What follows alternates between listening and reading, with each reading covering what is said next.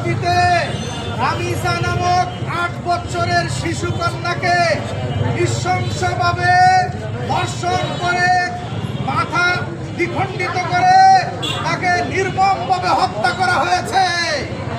এরকম অনেক খুন ধর্ষণের ঘটনা বাংলাদেশে ঘটেই চলেছে।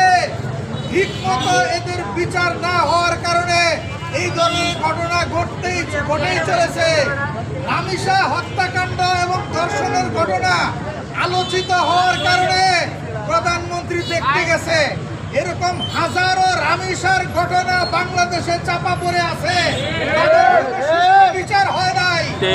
স্বরাষ্ট্রমন্ত্রীকে বলতে চাই, আমাদেরকে আইনের কিতাব দেখাবেন না, আমরা আল্লাহর কিতাবে বিশ্বাস করি।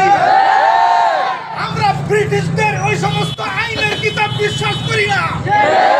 প্রয়োজনে ফাঁসির কাজটা আমরা ঝুলবো, তাও ধর্ষণদের ফাঁসি বাইতুল মুকাররমের সামনে জনগণ দেখতে চায়।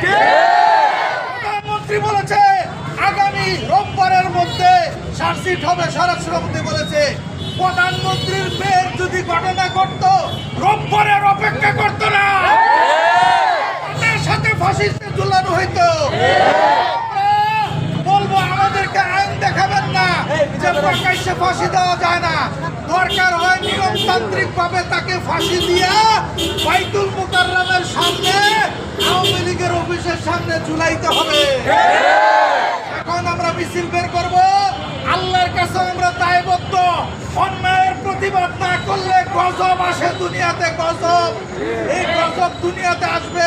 আল্লাহর গুসা থেকে বাঁচার জন্য এবং ন্যায় বিচারের দাবিতে, রামিসার হত্যাকারী খুনিদের বিচারের দাবিতে, আসিয়া হত্যাকাণ্ডের দাবিতে, তনু হত্যার বিচারের দাবিতে আজকে আমরা মিছিল করব। সবাই লাইন ধরে দাঁড়ায় যান। আসসালামু আলাইকুম।